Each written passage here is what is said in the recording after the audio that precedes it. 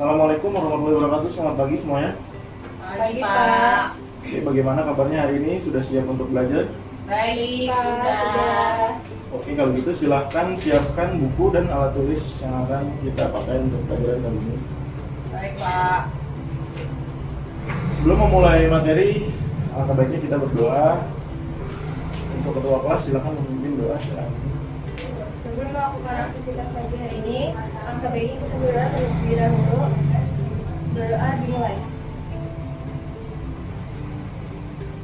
Doa selesai. Oke, terima kasih. Baik, bawa absen dulu ya.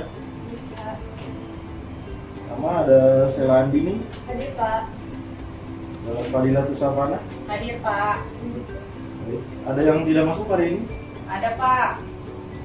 Ada yang tahu kenapa tidak masuk? Joko Pak sakit. Oke, baik. Semoga Joko diberikan kesehatan agar dia bisa mengikuti kelas kita selanjutnya.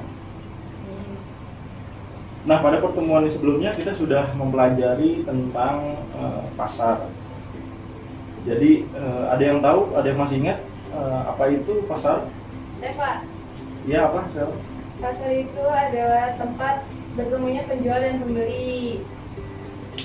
Ya, benar sekali. Jadi pasar itu adalah bertemunya penjual dan pembeli untuk melakukan transaksi. Transaksi itu semacam barang maupun bisa juga jasa. Nah, pada pertemuan kita kali ini kita akan mengulas materi tentang apa itu badan usaha. Ada beberapa poin penting yang akan kita bahas pada pertemuan kali ini, namun anak-anak pada tahu nggak kenapa kita harus mempelajari tentang badan usaha?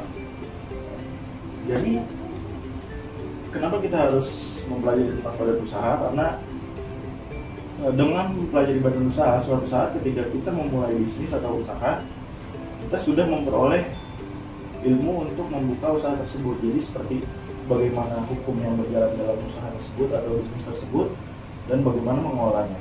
Seperti itu. Baik, poin-poin yang akan kita sampaikan pada pertemuan kali ini tentang badan usaha yaitu tentang yang pertama pengertian dari badan usaha, lalu yang kedua tentang jenis-jenis dari badan usaha, dan yang ketiga yang terakhir adalah tentang kelemahan serta kelebihan dari badan usaha. Sebelumnya ada yang mengetahui nggak sih tentang apa itu badan usaha? Pak. Ya, boleh Dila. Sebagai alat untuk mendapatkan keuntungan yang disahkan secara hukum. Iya, benar sekali. Jadi apa itu badan usaha? Jadi badan usaha adalah lembaga yang memperoleh keuntungan lalu diberikan pelayanan kepada masyarakat. Lalu ada jenis-jenis badan usaha seperti yang pertama BUMN, lalu BUMD, dan ada juga BUMS. Dan untuk kita bisa lihat di papan tulis untuk kelemahan badan usaha dan kelebihan badan usaha, yang pertama ada pendirian lebih sulit karena membutuhkan izin. Untuk kelemahan yang pertama. Lalu untuk kelemahan yang kedua, tanggung jawab memegang saham itu sangat terbatas. Jadi hanya beberapa pemegang saham yang bisa mengambil keuntungan. Lalu yang ketiga, biaya pendirian dan pengelolaan lebih besar. Dan untuk kelebihan badan usaha, manajemen yang diterapkan dalam pengelolaan usaha lebih profesional. Lalu yang kedua, proses pembentukan yang cepat. Kesimpulan pada pertemuan kita kali ini tentang badan usaha yaitu badan usaha adalah lembaga atau organisasi yang bertujuan untuk memperoleh laba atau keuntungan lalu diberikan pelayanan kepada masyarakat. Untuk jenis-jenisnya pun ada juga yaitu BUMN, yaitu badan usaha milik negara, lalu BUMD, badan usaha milik daerah, dan BUMS, badan usaha milik swasta. Paham ya? Paham Pak. Nah, baik, kalau paham silakan tutup bukunya dulu. Pak akan mengambil nilai untuk kalian tentang materi ini. Oke, baik, pengerjaannya 10 menit. Tidak boleh melihat buku dan tidak boleh menyontek ya. Jika ada yang sudah selesai, boleh langsung dikumpulkan ke depan. Baik, ada yang sudah selesai anak-anak? Sudah Pak. Oke, kalau sudah selesai dikumpulkan ya.